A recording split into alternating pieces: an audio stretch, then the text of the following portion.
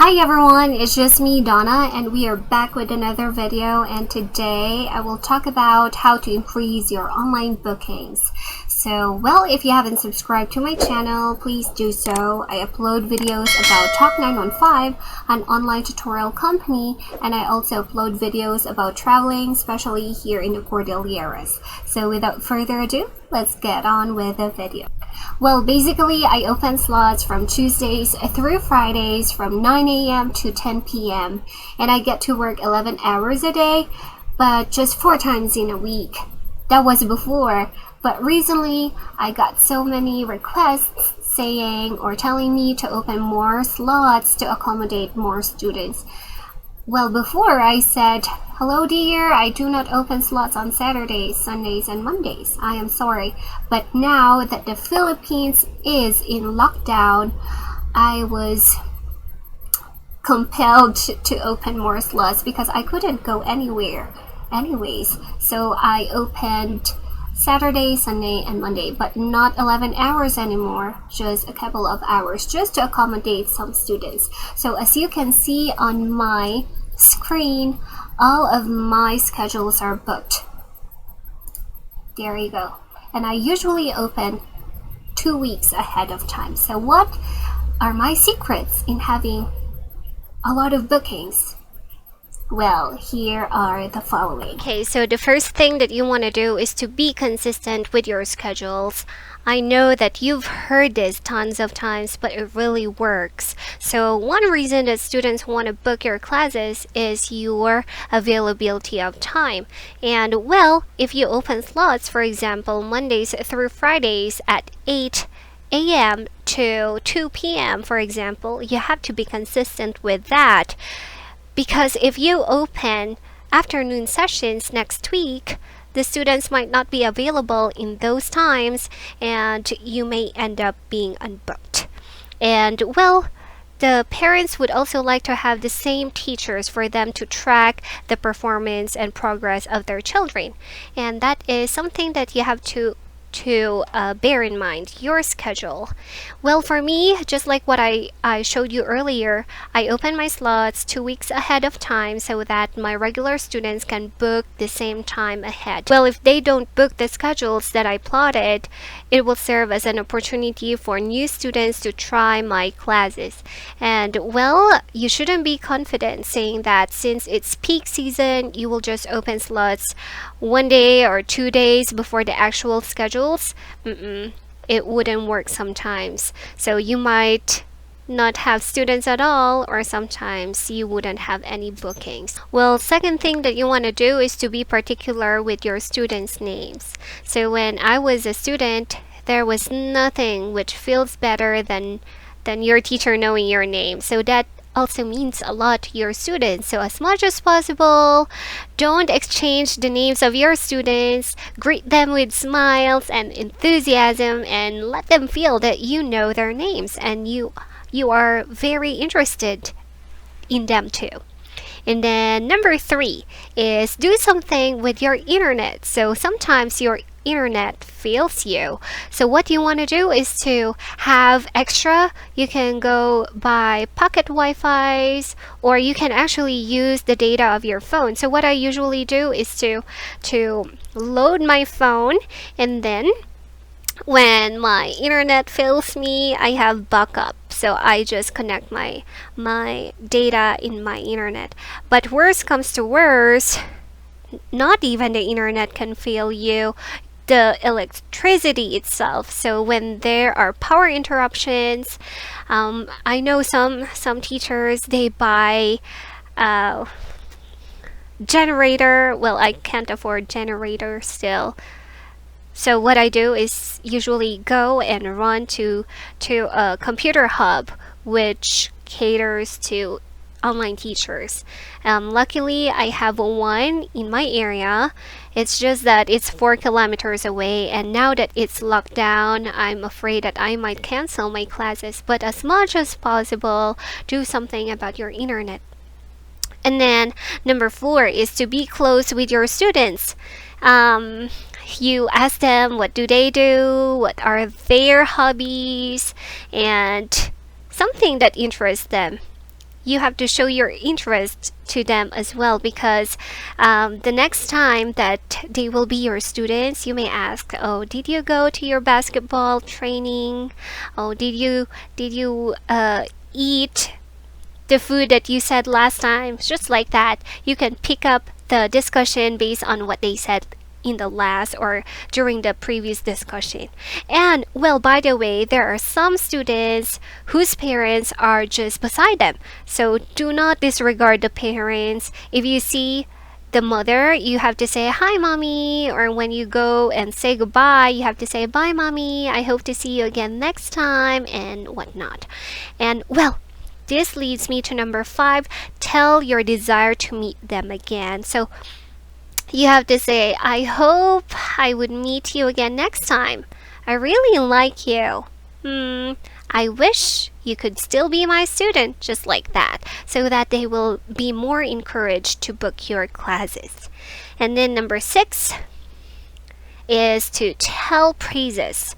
Don't be afraid, or do not just say very good at all times. I know that I usually say very good, good job, but there are many other ways. You can say perfect, excellent.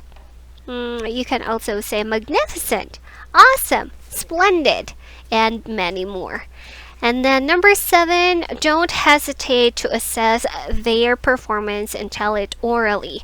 More so if the student's parents are just beside them. So you can say, well, you read the story very good. I just want you to practice pronouncing more on these words. And then you can also say, well, you did a good job, but you have to say that I wish you can practice more in pronouncing, in reading, in your grammar, in composing sentences, so that they know where they are supposed to, they know what they are supposed to improve on. And then number 8, be soft-spoken and patient. Your patience will be tested here, I will tell you now, because there are really some slow students, but you have to still accommodate them, wait for their answers, and not just spoon-fed them with the readily answers that you've made up. So you have to guide them in a way that they could still give their own answers. Patience will really be tested here, more so if you have a rude student. I had one, and I don't know why she still books my classes, but she actually complains a lot. But still be patient, even if you know that she complains a lot about you, about your headset, which is totally fine, about the internet, which is totally good. You still have to show that you are still the teacher, and you have to show that you are still interested in teaching her. That's why maybe she still books my classes. Well, anyways, I'm still looking forward to meeting her tomorrow again. And then number 9, use of stuffed toys to catch their attention, especially if you have 4-year-old students or 3-year-old. Sometimes their attention span wouldn't last long, so you have to prepare. So you've got some stuffed toys like this headband, you can put it like that. I also have some other stuffed toys like, wait a moment, I couldn't get it right now. So I have lots of stuffed toys there, like the toy dog, and then I also have the frogs, a toy car, and some other things like that. So it would be very helpful for you to have them, for the attention of the students to still be there. And then I got here number 10, TPR, or the total physical response technique. So you have to be genki, or you have to be enthusiastic. You can use some hand gestures, some actions. So you can say high five, just like that. Or I usually do the fist bump, There you go. And well, if there are some words, you can exaggerate it, like, do you want to dance? Do you want to sing? Look, what can you see? It's just like that. It really helps a lot, especially if your student is really zero English level. And then number 11, that's when you have to read the lesson ahead of time, especially if you are not really particular with the topic. And if your students are really good, I have regular students who are really good, and sometimes their lessons are not that easy. I always find or give time 10 minutes before our class starts. I review the lesson so that if there are some questions that I don't know, I can look it up in the internet and then give the answer correctly. And then we got here number 12, have time management skill. So there are also times that the lesson is so easy for the students, and might as well you would have some free time at the end. What you can do is to upload some pictures that you might talk about, so that you can kill time, or what you can do is to ask more and more questions about the same topic so that your lesson would be extended. So time management is very important. You have to keep track on your time, because you cannot lag out from the platform ahead of time, and you cannot also extend the time. Each class is supposedly 25 minutes. Well, you can extend a minute or two, but prolonged lesson will not be allowed. And then number 13 is be sympathetic. So if the student is having a bad day, express how sorry you are. You also have to let them feel that you are taking, or you are placing yourselves in their shoe, so that you will be more closer. If they're happy, then show your joy, your happiness towards their successes as well. And then number 14 is to invest with your materials, just like your computer, your headset. Your headset must be a noise canceling one, and then your camera too. This camera is brighter. I actually use A4 1080p. Last time I used the low quality one. It was not really good because the camera was so dark. So I really suggest this one. Well, maybe next time I will have a video about review on the things or gadgets that I used. And then we got here number 15 is to listen to parents' requests. There are some parents, they take 5 minutes or 10 minutes of your time talking about their requests on the class. Sorry. Well, there are some parents who are requesting that you would be giving their kids some more speaking tasks. You have to listen to them, because even if they do not appear on screen, I'm telling you, they are just beside the student. No matter how they don't show themselves, they know what you are doing. Well, some students may talk about you after their lesson. Some parents can look up to your comments, and many more. So you have to be aware always. And then number 16 is to give an honest feedback. So every after class, you are asked to give a written report about the student's performance. So you would be telling about the pronunciation, the vocabulary, the grammar, and the general strength or weakness. You have to tell the honest feedback. Even though there are readily made responses there, you still have to input your thoughts and your ideas about how the student did on the class. And don't be generic, by the way. There are some parents who are complaining that you might be giving the same feedback. There are no progress. You have to be aware of that too. So How do we give feedback? We should give it in a hamburger form, positive and then negative and then positive, like sandwich, as they say. So don't just give negative feedback, and don't just give, well, if the student is really good, it's still fine. It's just fine to say positive things. But if there are some things that he or she could still improve on, why not tell it? And then number 17 is be fun. They book you because they like you. That's why you have to make sure that you are reaching out to the student, you are understanding your student, and you are having fun together. There are times that our lesson can even go far from the topic. That's normal if you are having fun, but as a teacher, you still have to route it back to your lesson.